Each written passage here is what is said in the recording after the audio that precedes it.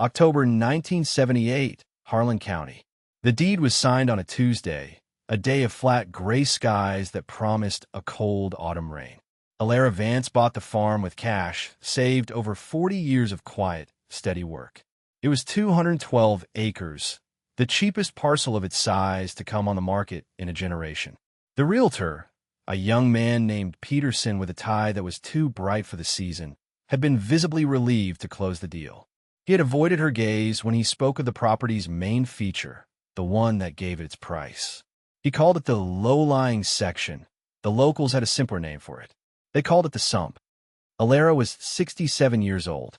She was a small woman, with hands that were a testament to a life of labor. Her face was a map of seasons, her eyes the color of a winter sky, clear and observant. She had worked other people's land since she was a girl, first alongside her father, then for the big operations that bought up the family farms one by one. She had seen land abused, pushed, and exhausted. She had seen soil turn to dust and promises turn to debt. She had saved her money in a coffee can, then a savings account, and she had waited. She did not owe any bank a single dollar. This was her first and only piece of land. The sump was 40 acres of the farm's best bottomland, or what should have been its best bottomland. It sat in a wide, shallow basin, bordered on the east by a slow-moving creek and on the west by a gentle rise of oak and hickory. For as long as anyone could remember, it had been a marsh. Water stood on it year-round, black and stagnant in the summer, a sheet of treacherous ice in the winter. Cattails grew thick and tall, their brown heads nodding in the wind. Red-winged blackbirds nested in the reeds, their calls the only sound that broke the heavy silence of the place. The soil, where you could find it above the waterline, was a rich, dark loam, the kind of dirt that would stick to your boots and grow corn 10 feet tall. But it was imprisoned by water. The history of the sump was a history of failure. The previous owner, a man named Henderson who had inherited the farm and his father's debts, had tried to conquer it. In the early 60s, he had hired a man with a bulldozer to cut a deep drainage ditch from the center of the basin to the creek.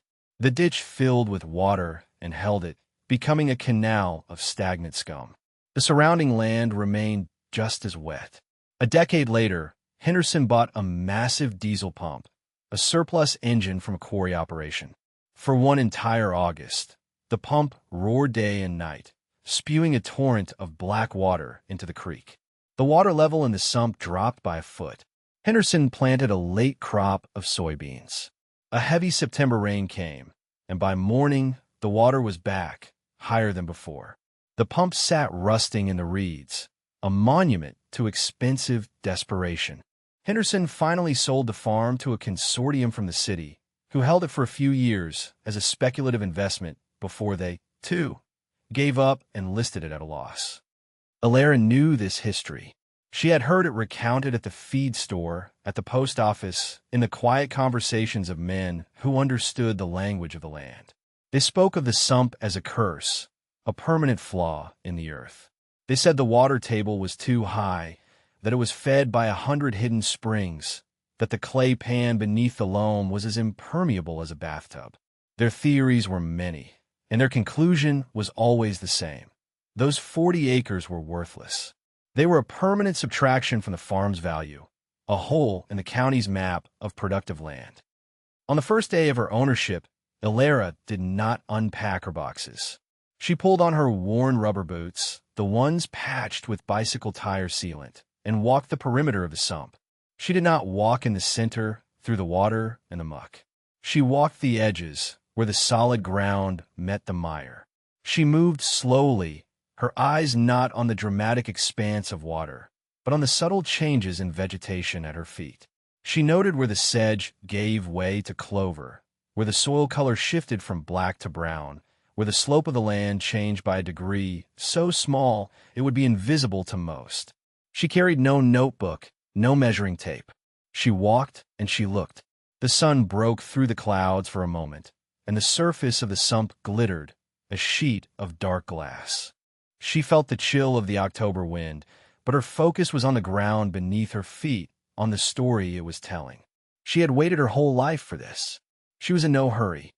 A month later, a county vehicle, a new Ford sedan with the official seal on the door, pulled into her lane.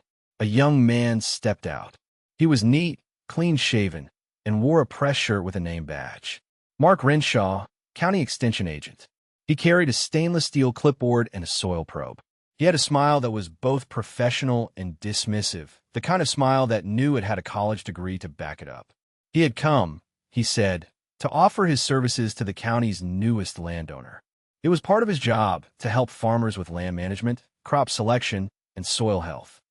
Alara met him on the porch. She offered him a glass of water, which he accepted. She listened quietly as he explained the resources available through his office. Soil testing, topographical maps generated from satellite data, federal conservation programs. He spoke with a clipped, confident enthusiasm, his words full of acronyms and technical terms. Alara just nodded, her hands resting on the porch rail. "I took the liberty of pulling the file on this property," Renshaw said, tapping his clipboard. "Specifically on the 40-acre wetland. The sump, as I believe it's called." He looked out towards the basin, a faint look of pity on his face. "I can save you some time and money, Mrs. Vance. We've had soil scientists out here before." Henderson, the previous owner, was very persistent. He chose the word carefully. "The official assessment is that you have a perched water table sitting on a dense layer of Ordovician clay. Essentially, it's a natural basin with no subsurface drainage. The water has nowhere to go." Alara said nothing. She followed his gaze to the sump. The cattails had turned a pale, brittle tan. The water was dark and still. "My recommendation," Renshaw continued, flipping a page on his clipboard, "is to leave it as is. In fact, you could be eligible for the Wetland Reserve Program. The federal government will pay you a small stipend per acre to preserve it as a natural habitat. It's the most economically viable option. You'll never farm it. The cost of any potential remediation would be astronomical, and frankly, I don't believe it would work." He looked at her, expecting agreement, or at least a question. Alara's gaze did not waver from the field. "The water came from somewhere," she said, her voice quiet. "It will go somewhere." Renshaw gave a small, indulgent laugh. "Well, yes, in a geological sense. But in a practical, agricultural sense, that water is a permanent feature." Henderson proved that. He spent a fortune trying to fight it. He pointed his pen towards the rusting pump, its exhaust pipe sticking up from the reeds like a crooked finger. "That's a $10,000 lesson sitting out there." He looked at her simple, well-kept house, her old but clean pickup truck. He made an assumption. "I'm just trying to help you avoid a costly mistake, ma'am." "I thank you for your time," Alara said. It was a statement of fact, not a dismissal, but it had that effect. Renshaw paused, a flicker of irritation crossing his face. He had come to deliver established fact, to provide a sensible, modern solution. He was not used to being met with quiet, unyielding simplicity. He snapped his clipboard shut. "All right then. The offer for the conservation program stands. My card is on the table. Give my office a call if you change your mind." He walked back to his car, his polished shoes making clean prints in the gravel of her driveway. As he drove away, he glanced in his rearview mirror. The old woman was still on the porch, a small, still figure looking out at her impossible field. He shook his head. It was a shame. Another farmer who thought stubbornness could change geology. The story of the county agent's visit made its way to the Braxton Feed and Seed. It was the gathering place for the farmers of the region, a place that smelled of molasses, fertilizer, and old wood. Men in dusty caps and worn denim leaned against sacks of feed and discussed the weather, the price of corn, and the foolishness of their neighbors. Alara Vance and her new farm were a frequent topic. "Heard the county boy went out to see old Alara," said a man named Gus, who farmed the land north of her. "Told her what everyone already knows. The sump's a swamp. Always was, always will be." "She say anything?" asked another, a younger man named Miller. Gus said she just stood there, said something about the water needing to go somewhere. Like she's got a secret nobody else knows. A round of cynical chuckles went through the small group. They were not unkind men, but they were realists. They had seen the sump swallow Henderson's money and his hope. They respected Alara's work ethic. They had seen it for decades, but they pitted her judgment. To buy that farm of all farms.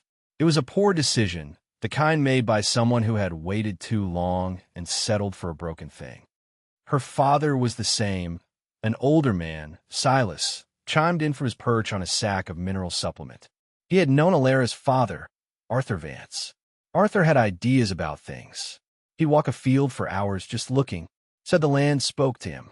A good man, but he always thought he knew something the rest of us missed. Well, whatever he knew, he didn't fix that swamp, Gus concluded. And she won't either. She'll be signing up for that government program by spring. Mark my words, the men nodded in agreement. The verdict of the community was passed. It was a settled matter. Alara Vance had bought a 200-acre farm with a 40-acre hole in it. Alara did not hear their words, but she knew their thoughts. She had lived in Harlan County her entire life. She understood its rhythms, its kindness, and its harsh, pragmatic judgments. Their skepticism did not trouble her. It was a predictable season, like the coming of winter. She spent that winter settling into the small farmhouse. She repaired a loose board on the porch. She cleaned the chimney. She painted the kitchen a pale, clean yellow. And in the evenings, by the light of a single lamp, she did not read books or watch television. She studied. From a heavy wooden chest at the foot of her bed, she retrieved a set of ledger books. There were 5 of them, their leather covers worn smooth and their pages filled with the elegant, slightly slanted handwriting of her father, Arthur Vance. These were not diaries. They were records, decades of them. Her father had been a man who observed, and what he observed he wrote down. There were entries on rainfall, measured to the 100th of an inch in a can on a fence post. There were notes on the first and last frost of every year from 1925 to 1968. There were lists of birds he had seen and when they had arrived and departed. But the core of the notebooks, the part Alara turned to night after night, were the maps. Her father had mapped every farm he ever worked, including this one, which had belonged to his grandfather. They were not professional survey maps. They were drawn by hand, with a farmer's sense of scale and importance. He had noted the soil types, not with scientific names, but with his own descriptions: hickory loam, creek bottom silt, Highfield clay. He had marked where the deer crossed the fences, where the wild blackberries grew thickest, and where the ground stayed wettest in the spring. And on the map of this farm, the farm she now owned, there was a section for the sump. He had drawn its outline carefully. But unlike a modern map, his was not a simple, empty shape. It was filled with a network of fine, dotted lines like the veins on a leaf. The lines started from the higher ground and converged, running in parallel paths through the basin, finally meeting in a single, thicker line that ended at the creek. Beside the map, in his careful script, was a note.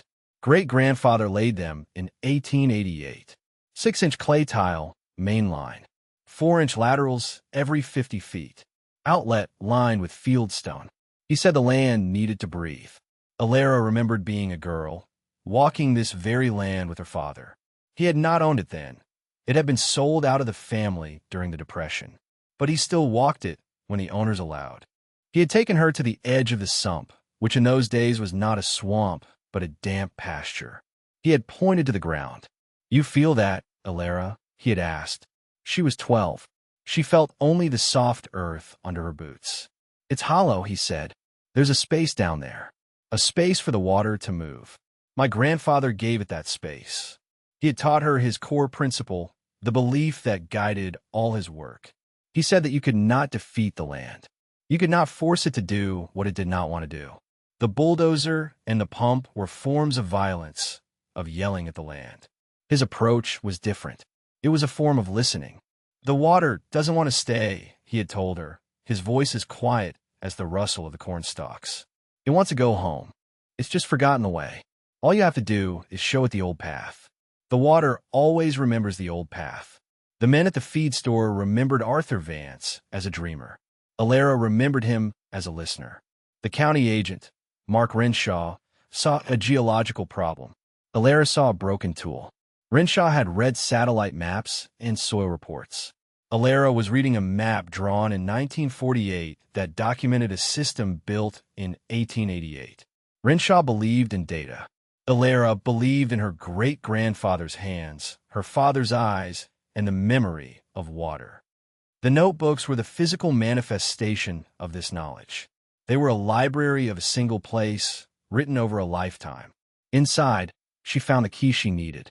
On a page dated May 1949, her father had written about the outlet. Walked the creek bank after the big flood. Scouring exposed the capstone. 3 feet down from the top of the bank, 20 paces north of the big sycamore. Covered it back over. A good design hides its work. Alara closed the book. The house was silent save for the hum of the old refrigerator. She looked out the window at the dark shape of the sump under the moonlight. The math did not require a pencil. The big sycamore her father had written about had been struck by lightning in the summer of 1971. She remembered the storm. The tree was long gone, but she knew exactly where it had stood. She could see the slight depression in the creek bank, the place where its massive roots had once held the earth. 20 paces north of that spot. That was the starting point. She would not begin her work in the center of the problem, as Henderson had. She would begin at its end. She did this quietly. Spring came, then summer. Alara worked her other fields, the ones on the high ground. She planted a large garden. She repaired fences. She did not touch the sump. The men at the feed store noted her in action. "Looks like she took the county boy's advice after all," Gus said with a certain satisfaction. "Smartest thing to do. Can't fight a swamp." They saw her tending her garden, driving her old pickup to town, and they saw a quiet old woman settling into a quiet retirement on a flawed piece of land. They did not see the hours she spent sharpening the teeth of a backhoe bucket, or the care with which she greased the fittings on her old tractor. They did not see the coil of steel cable she bought, or the long, thin probing rod she fashioned from a piece of spring steel. She waited. She waited for the driest part of the year, the hot, still days of late August when the ground was baked hard and the creek was at its lowest. This was not a task for the wet seasons. This was a task for a time of thirst. On a Monday morning, under a hazy, sun-bleached sky, she began. Her primary tool was a 1958 Allis-Chalmers D14 tractor. It was not a large machine by modern standards. Its orange paint was faded and chipped, but its engine started with a single, reliable cough. Her father had bought it new, and she had maintained it herself for 30 years. It had a simple, non-synchromesh transmission that required a firm hand, and its power steering was a later addition she had installed herself. To the D14, she attached a small backhoe, a Wood 7500 model she had bought at an auction. It was a simple, rugged piece of equipment, with none of the complex hydraulics or electronics of a modern excavator. In the hands of a novice, it was clumsy. In Alara's hands, it was an extension of her own methodical patience. She did not drive into the sump. She drove the D14 along the creek bank to the spot she had identified months before, the place where the great sycamore had stood. From there, she paced off 20 steps to the north. She marked the spot with a small stone. She took the long steel rod and pushed it into the earth. It slid through the soft topsoil, then hit the dense clay layers 6 inches down. She pushed harder, working it back and forth. It went down a foot, then 2. She felt the slight changes in resistance, the language of the unseen earth. For an hour, she probed the ground in a 10-foot circle around her marker. Topsoil, clay, gravel, more clay. Then, at a depth of 34 inches, the tip of the rod struck something hard. It was not the dull thud of a rock. It was a sharp, clean clink, the sound of steel on dressed stone. She started the D14 again. The engine settled into a low, steady rumble. With delicate movements of the levers, she lowered the backhoe bucket. She did not gouge the earth. She shaved it, peeling back the layers of soil as carefully as if she were peeling an apple. First the dark topsoil, which she placed in a neat pile. Then the heavy, gray clay, which she placed in a separate pile. The whole grew slowly, precisely. The neighbors on the far ridge, if they were watching through binoculars, would have seen a small orange tractor making a very small, very neat hole for a very long time. They would have shaken their heads at the waste of fuel, the pointless digging. At a little over 2 feet down, the edge of the bucket scraped against stone. Alara stopped the tractor and climbed down into the hole. With a hand trowel and a stiff brush, she cleared the remaining dirt. There it was, a large, flat piece of limestone, roughly 3 feet square, laid perfectly level. It was the capstone her father had described. It had been placed there by her great-grandfather 90 years earlier, and it had not moved an inch. Getting it out was the next challenge. It was too heavy to lift. She used a long pry bar, wedging it under one edge and using a block of wood as a fulcrum. She strained, the muscles in her back and arms tight. The stone shifted, breaking a suction of wet clay that had held it for decades. She worked her way around it, lifting each corner just a few inches, sliding more blocks underneath. Finally, she had it raised high enough to loop the steel cable around it. She attached the other end to the drawbar of the D14. She put the tractor in its lowest gear. The engine groaned, the rear wheels dug into the dirt, and the cable went taut. With a great sucking sound, the capstone slid free of the hole. Beneath it was a small, square opening, lined with smaller, expertly fitted field stones. It was a perfect dry stone culvert, and from its dark mouth came a smell. It was the smell of rot, of stagnant water and decaying vegetation, the trapped breath of the sump. But inside the darkness, there was nothing. No gush of water, no trickle. The outlet was clear, but the system was blocked somewhere upstream. The path was still lost. This was the work the others would not have done. Henderson had tried to solve the problem from the middle with force. The county agent had tried to solve it from a desk with data. Alara was starting at the end and working her way back, methodically, patiently. She left the hole open to the air and went back to the farmhouse. She opened her father's notebook to the hand-drawn map. The main line, the 6-inch tile, ran almost perfectly straight from the outlet towards the center of the basin. The blockage had to be somewhere along that line. The next day, she began the real work. Using the map as a guide, she started probing the ground every 10 feet along the path of the main line, moving away from the creek and into the sump itself. The ground grew softer as she moved. The probing rod became her eyes, her fingers, feeling for the subtle anatomy of the land beneath. She was searching for a specific signature, a few inches of topsoil, then a foot or so of clay, then a layer of gravel. The tiles had been laid in a gravel bed to allow water to percolate. Where the gravel was present, the tile should be below it. Where the gravel was gone, replaced by silt and clay, that was a sign of a break, a collapse. For days, she walked the line. Probe, push, feel. Probe, push, feel. The sun beat down. Sweat ran into her eyes. Her hands were calloused and sore. The men at the feed store had new material. Gus had driven by on the county road and seen her. She's out there in the swamp with a long metal stick, he reported, to general amusement, poking the ground like she's looking for water. The one place in the county that's got too much of it. A young farmer named Ben Carter, who had just bought a small, struggling farm down the road, watched her more closely. He was deep in debt to the bank, and his own fields were not draining well. He saw not a foolish old woman, but a person working with a purpose he could not comprehend. He saw the straight line of her probes, the methodical grid she was laying out. He didn't understand it, but he recognized the pattern of work. It was not random. On the 5th day, about 200 feet from the creek, she found it. The rod slid through the topsoil and then sank, meeting no resistance. Silt, muck. She probed around the spot. To the south, she found the gravel bed. To the north, nothing. This was the place.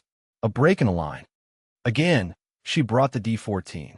The ground was softer here, and the tractor's tires sank slightly.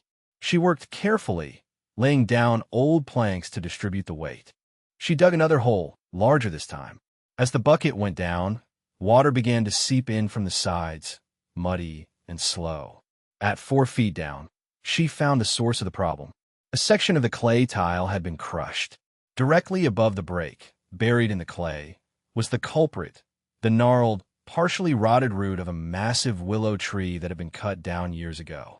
Its root, seeking water, had found the tile line, wrapped around it, and over decades had squeezed until the baked clay shattered.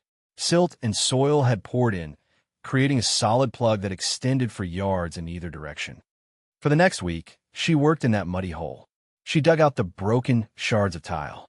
With long-handled spoons and shovels, she began the painstaking process of clearing the silt from the line, both upstream and downstream. It was wet, heavy, miserable work. The mud clung to everything. But as she cleared the downstream pipe, a small trickle of water began to flow, carrying the loose silt with it, down towards the open outlet at the creek. It was the first time in perhaps 50 years that water had moved through that section of pipe. She had prepared for this. In her barn, covered in a dusty tarp, were 24 sections of 6-inch, perforated plastic drainage pipe, the modern equivalent of her great-grandfather's tile. They were light and strong. She also had several tons of clean drainage gravel delivered, which she moved to the site with the tractor's front-end loader. She laid a new bed of gravel, carefully fitted the new section of pipe, connecting it to the old clay tiles, and then covered the pipe with more gravel before backfilling the hole, packing the clay down first, then the topsoil. The repair was complete. One link in the chain was restored. As she finished tamping the last of the soil, she felt a change in the air. The hazy sky had grown darker. The wind picked up. A late summer thunderstorm was rolling in. She cleaned her tools and drove the tractor back to the barn just as the first fat drops of rain began to fall. That night, the storm broke. Rain lashed against the windows of the farmhouse. Thunder rattled the old panes of glass. In the past, a storm like this would have added inches of water to the sump, turning it into a deeper, more hopeless lake. Alara sat at her kitchen table, listening to the rain, and waited. The next morning, the world was washed clean. The air was cool and bright. Alara pulled on her boots and walked out, not to the site of her repair, but to the outlet at the creek. As she got closer, she heard a new sound. It was not the gentle lapping of the creek. It was a sound she had been waiting to hear, a sound her father had described to her. It was a steady, low gurgle, the sound of moving water. She looked down into the stone-lined opening. A steady, clear stream of water was pouring out of it, a stream as thick as a man's arm. It was the water from the storm, but it was also the old, stagnant water that had been sitting in the sump for years. She had not installed a pump. She had not dug a massive ditch. She had simply reminded the water of the way home. And the water, as her father had said, remembered. She walked the 200 feet back to where she had made the repair.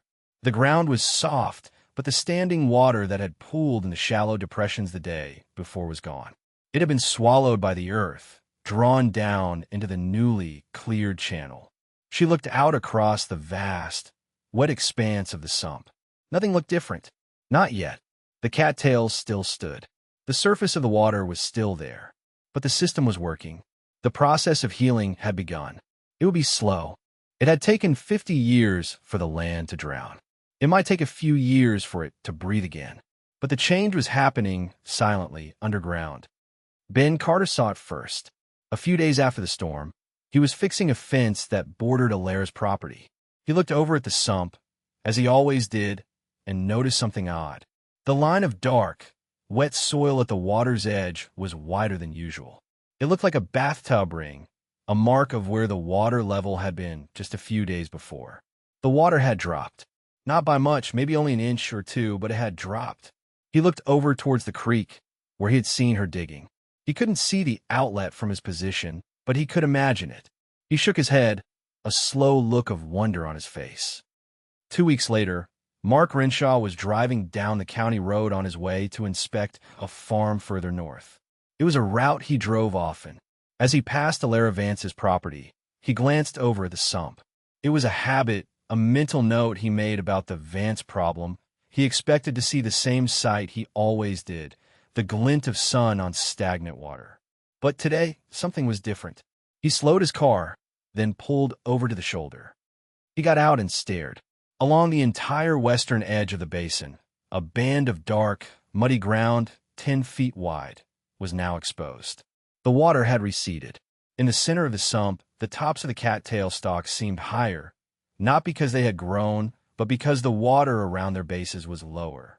He could see the rusting hulk of Henderson's old pump more clearly now. Its base, which had always been submerged, was sitting on a small island of mud. Renshaw stood by the side of the road for a full 5 minutes. He was a man who believed in his data. His data, the soil reports, the topographical maps, the history of failed attempts, all said this was impossible. A perched water table in a clay basin did not simply drain itself. It was a closed system. Yet, the evidence was right in front of him, undeniable and confounding. He looked towards the farmhouse, a thin curl of smoke rising from its chimney.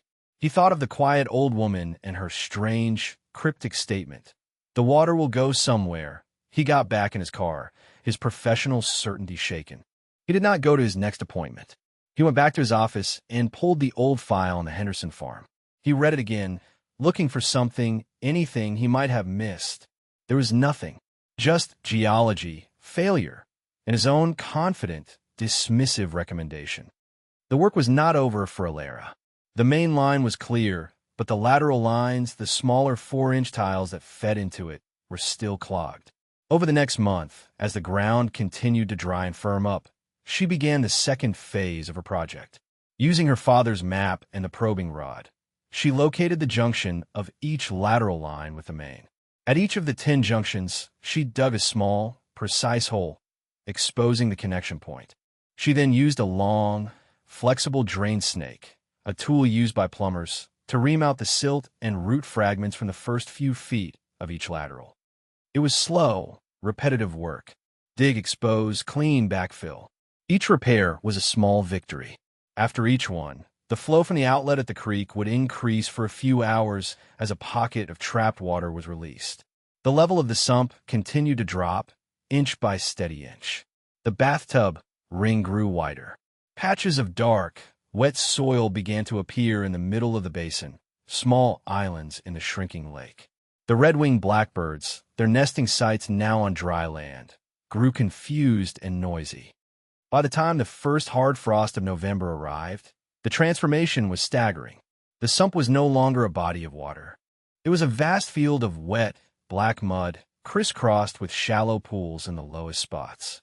The cattails, their roots now exposed to the air, began to keel over, their brown stalks turning to mush. The smell of stagnant decay was replaced by the clean, earthy smell of damp soil. The land was breathing. The climax of the vindication was quiet and without an audience. It happened the following spring. Alara had spent the winter watching the field. The freezing and thawing of the ground helped to break up the compacted soil. The spring rains came, and while the field became saturated, the water did not stand for more than a day. It soaked in and disappeared, carried away by the hidden network beneath. In May, when the ground was firm enough to support the tractor without leaving deep ruts, she hitched an old disc harrow to the D14. She drove out onto the sump. For the first time in living memory, a piece of farm machinery was working the soil of that basin, not sinking into it. She made a long, straight pass through the center of the field. The discs cut through the dead roots of the cattails and turned over the rich, black earth. The soil was damp but workable, crumbling into a perfect seedbed. She disked the entire 40 acres. Then she hitched up a planter and sowed it with buckwheat. It was a cover crop, a plant meant not for harvest, but for healing. Its dense root system would break up the compacted soil, and its foliage would choke out any opportunistic weeds. It would replenish the organic matter and prepare the field for a real crop the following year. The success was absolute and undeniable. It was written in 40 acres of thriving, green buckwheat under the summer sun. The field that had been declared worthless on a government report was now alive. The quantification was simple. Mark Renshaw had offered her a federal stipend of $15 per acre to keep it as a wetland. That was $600 a year. A conservative yield of corn on that rich bottomland soil would be 150 bushels per acre. Across 40 acres, that was 6,000 bushels. Even at the low price of $3 a bushel, that was $18,000 of gross income. The difference between the official solution and the real solution was the difference between a pittance and a livelihood. The difference was knowledge. One afternoon in early July, Mark Renshaw's county sedan pulled into her lane again. He did not get out immediately.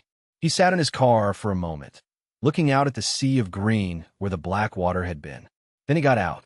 He was not carrying his clipboard. He wore simple work pants and a plain shirt, not his official county uniform. He walked up to the porch where Alara was sitting, shelling peas into a metal bowl. He stood at the bottom of the steps, turning his hat in his hands. He looked humbled, his professional certainty gone, replaced by a genuine, searching curiosity. "Mrs. Vance," he said, his voice quiet. He didn't seem to know how to continue. "Mr. Renshaw," Alara said, her hands never stopping their steady rhythm. "Pop slide, pop slide." He cleared his throat. "I was wrong," he said. The words came out plainly, without flourish or excuse. It was a direct admission of error. "I came out here with my charts and my reports, and I told you what the science said. I told you what was possible, and I was completely, fundamentally wrong." He looked out at the field of buckwheat. "I have driven by here once a week for the last 2 months. I still don't quite understand what I'm looking at. I have to ask, how did you do it?" Alara set the bowl of peas beside her on the porch swing. She looked at the young man. She saw not the arrogant official who had visited her before, but a man who was ready to learn something. There was no triumph in her gaze, no hint of "I told you so." There was only the calm, factual demeanor of someone who understood her subject. "Come inside," she said. She led him into the small, tidy farmhouse. It smelled of baking bread and old wood. On the kitchen table, she had laid out one of her father's ledger books, open to the hand-drawn map of the farm. Renshaw leaned over the table, his eyes tracing the fine, dotted lines that crisscrossed the area marked the sump. "My great-grandfather put them in," Alara explained, her finger tapping the page. "In 1888. They're clay drainage tiles." He understood that this basin collected water, but he also understood that the soil was the best on the whole farm. He didn't fight the water. He gave a path. Renshaw stared at the map, at the neat handwriting. He ran his finger over the words, "outlet lined with fieldstone, a tile system," he said, half to himself. "An old one. A big 1-inch." He looked up at her. "No one knew it was here. It's not in any county record, not in any survey. The records are not always kept in the courthouse," Alara said, gesturing to the notebook. "My father mapped it. He learned it from his father, who helped install it. The knowledge was kept with the land. When the land left the family, the knowledge was set aside. People forgot." She explained the crushed tile, the willow root, the simple, methodical process of finding the outlet and clearing the blockages. She told him about her father's principle, that the water only wanted to find its way home. Renshaw was silent for a long time, studying the map. He was connecting the drawing to the reality outside. He was seeing the landscape not as a static geological feature, but as a system, a collaboration between nature and human ingenuity, a system that had been built, broken, and now restored. "This is incredible," he said finally. "This changes things. Not just here. There are other farms in the county, places with drainage issues we've written off as permanent. What if they have systems like this too? Forgotten ones." He looked at Alara with a new respect. "This knowledge, it's important. It's more valuable than any satellite photo." He had an idea, a way to rectify his mistake, to honor what he had learned. "Mrs. Vance," he began, his voice now full of a different kind of energy, not arrogance, but purpose. Would you allow the county to survey this system properly? To use a ground-penetrating radar to map it exactly? And would you let me copy your father's notes? I want to create a new file at the Soil and Water Conservation District. A legacy systems file. We need to document this. We need to start looking for these old solutions, not just imposing new ones." It was a systemic change. The institution, in the form of this one humbled man, was adapting. It was learning to look down at the Earth and its history, not just up at the satellites and the data streams. Alara nodded her consent. The knowledge was not hers to hoard. It belonged to the land, and to anyone willing to listen to it. The story of the sump's reclamation became a quiet legend in Harlan County. The men at the feed store stopped talking about Alara's foolishness. They now spoke of her in a different tone, one of respect and a little bit of awe. Gus, her neighbor, admitted it freely. "I watched her out there all last summer. I thought she was crazy. Turns out, she was the only one who knew what she was doing." The sump was no longer called the sump. It became known as Vance's Bottom. The old E14 tractor became a symbol of this quiet revolution. It sat at her barn, clean and maintained, a piece of old iron that had done a job anew bigger machines could never have accomplished. Its power was not in its horsepower, but in the patience and knowledge of its operator. The outlet at the creek, its stonework now cleared of brush and its flow steady and reliable, was another symbol. It was a testament to the idea that the best engineering is often invisible, working in harmony with the landscape, not in opposition to it. It was a durable, timeless piece of work. The new normal settled in. The following year, Ilera planted Vance's bottom with corn. The stalks grew tall and strong, their roots reaching deep into the dark, now aerated soil. The yield was 172 bushels per acre, a number that raised eyebrows all over the county. The field had gone from the farm's greatest liability to its greatest asset. It was no longer a remarkable story. It was simply a fact. It was a good field. Ben Carter, the young farmer from down the road, became a regular visitor. He did not come to ask for advice in front of the other men at the feed store. He came in the evenings, after his own chores were done. He would find Ilera on her porch, and he would ask questions. He started by asking about the tile system. He had a low spot on his own land, and he wanted to know how to look for signs of an old system. Ilera showed him her father's notebooks. She taught him how to read the land, how to look for the subtle clues in the vegetation and the soil. But soon, his questions broadened. He asked about her father's crop rotation methods, about how he managed pests without expensive chemicals, about how he knew when to plant by the phases of the moon and the feel of the air. He was not just asking for tips. He was asking to understand a different way of thinking about farming, a way based on observation and partnership rather than extraction and control. He was a quiet, competent young man, and he was a good listener.